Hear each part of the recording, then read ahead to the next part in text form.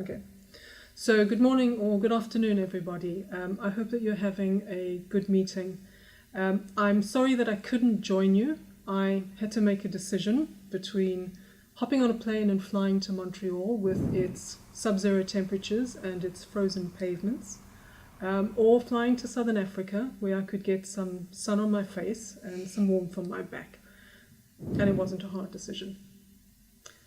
However, I was speaking with Michelle earlier on this year, and I understand that the NGAP program is thinking about developing an NGAP index. Some of you may recall that in 2013, 2014, when the NGAP was still a task force, the research working group developed an NGAP index. The work was done by the Zurich University of Applied Sciences and under the leadership of William Ajus, who's with me today. Thanks, William, for being here. The NGAP index was developed to a level of maturity where we were able to present it at the NGAP, or the second NGAP symposium, which was held in Montreal in December of 2014. However, in 2015, we decided to stop the project because it had run into some challenges that at the time we couldn't overcome. So if you're considering restarting the NGAP Index project, I think it's a worthwhile discussion for us to have about the challenges that we faced at the time. And William, thank you for thinking about what it was you were doing in 2013, 2014, and also coming here to have this discussion. And I think that before we start talking about those challenges, I think it's worthwhile to just recap what the index is and what the benefits would be to ICAO, to the states, and to the industry to have an NGAP index. Well, the index was born out of the idea of creating something similar to the human capital index that already exists, not specific to a particular industry, because it was identified as part of the NGAP initiative that to a large extent the aviation industry is aware of an acute shortage in trained staff, particularly for the licensed profession, but is not really so aware or doesn't really have the knowledge of how much workforce is coming into the industry and how much workforce is leaving because they're retiring, because they're working in different industries, etc. And so the idea of creating the NGAP index was to create a means for the states and for ICAO to support the states in identifying what their training needs are, by identifying the gap between the amount of staff leaving and the amount of staff entering and the conditions that currently favor one or the other. That was the idea behind the NGAP index. Mm-hmm. Okay, so then let's move on to some of the challenges of the index. I remember when we've had previous discussions, it was always, funding aside, we were always talking about, two issues. One was, were we really clear about what this index needed to achieve? And I think the second one, and this was probably the biggest one, was the access to and the use of data. I don't know if you can talk more about those two issues. Yes, I think that was precisely it. First of all, I think for many of the stakeholders, it wasn't fully clear what the index was for or what it would do. And just to be clear about that, when we set out to design the NGAP index, for us it was always very clear, and I think that was something that was also clear to ICAO, that this was not going to be a kind of forecasting tool that will allow you to anticipate a potential shortfall in your workforce. It wasn't going to do any of that. The only point of the NGAP index would have been to help the states in identifying their current situation, in getting a grasp of their current situation, and then obviously based on that making decisions and conclusions about how to proceed further. But that then would have gone beyond the scope of having the index, and I think that was something that wasn't always very clear, not clear to all persons. And I also think, therefore, that if ICAO wants to pursue the idea of having the NGAP index, it's of utmost importance that all the stakeholders that will be involved in the development of a future index must be absolutely clear and in agreement about what they hope to achieve with the index and what it'll be for. The index as such is not going to solve any problems. Yeah.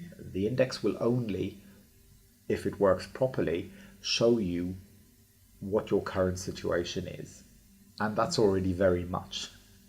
Yes, yeah. Maybe just a quick jump in there. The kind of things that you were gathering, what kind of information were you gathering when you did the first index? Because I seem to remember you made a choice about only doing licensed personnel Yes, as the exactly. categories. I mean, you could Yes. have done many, but you chose. Yes, Yeah. we decided to start with the professions that require a license because those were the ones where ICAO has the most important role to play.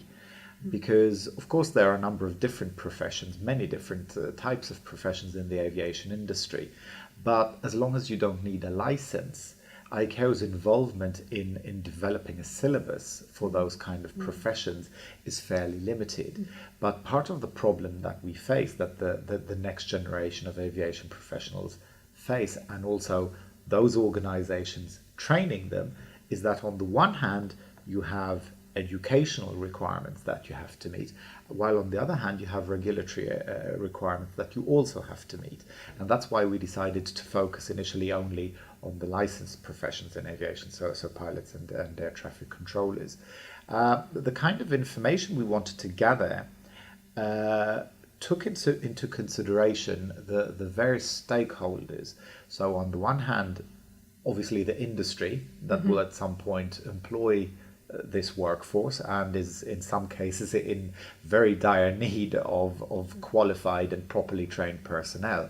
But also we looked at data that is kind of collected in general from the individual states, life expectancy, retirement age, social welfare, average salaries, etc.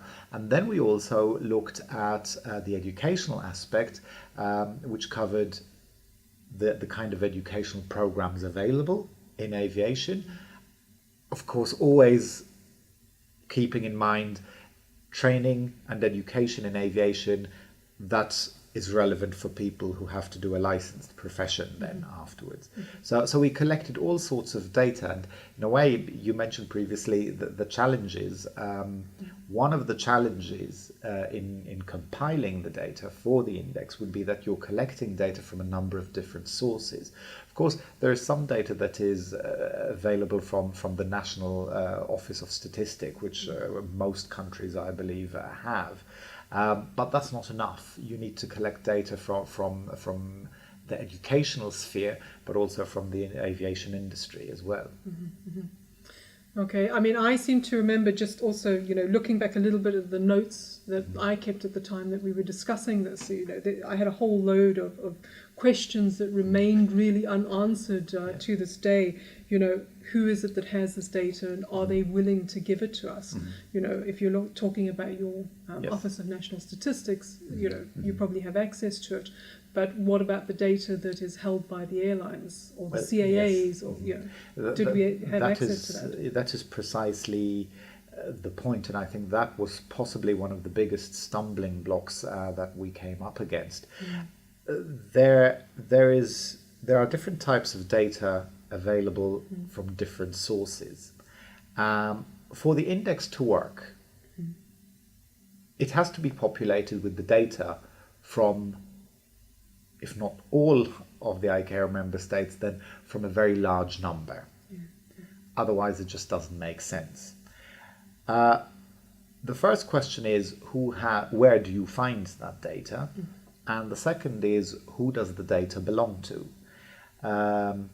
ICAO has the ISTAR, which had some data that was relevant for us and useful, but not all of it. Other data would need to be collected nationally, and there would have to be an agreement or a consent nationally in the individual states that the data would be made available to ICAO, and that ICAO would make this data accessible to the public.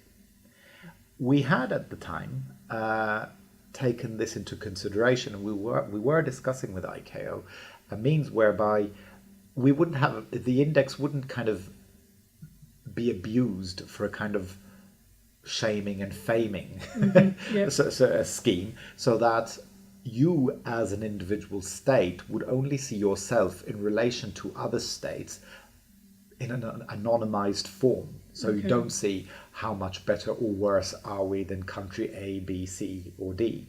It wouldn't be like that. It would just allow you to get an understanding of where you are in terms of your workforce in relation to other states. That's all. So that was covered.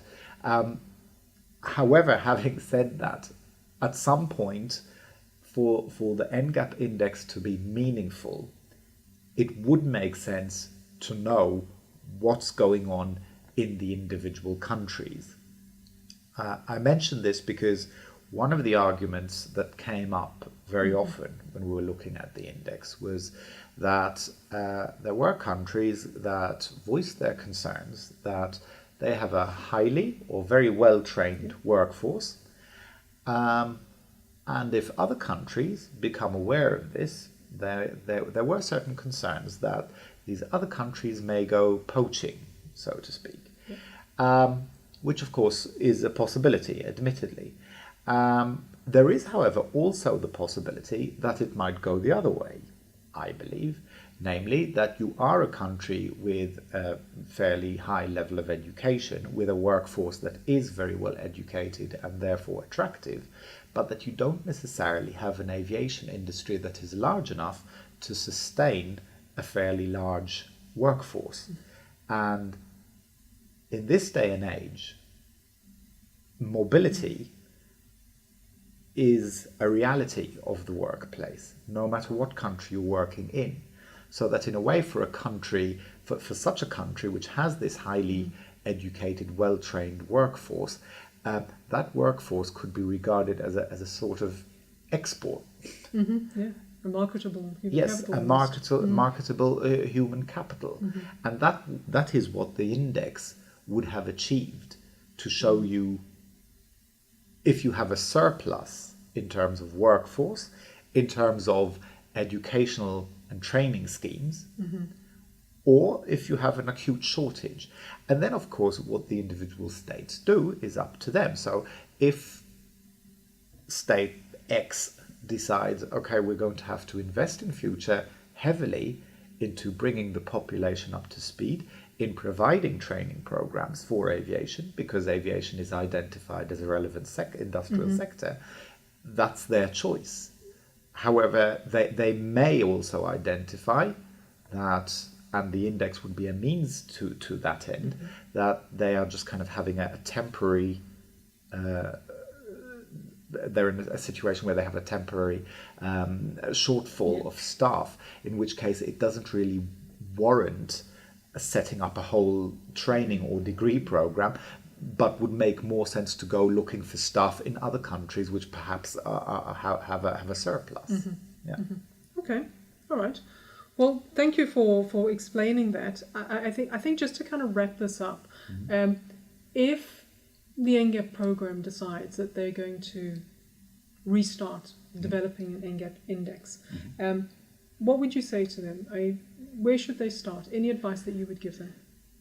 I think they should start by identifying the kind of data that they think would be relevant and trying to figure out how they can obtain it. And once they have it, what they are going to do with it. Yeah. Okay. All right. Okay. Thank you. And William, thanks for taking the time to have the discussion with us.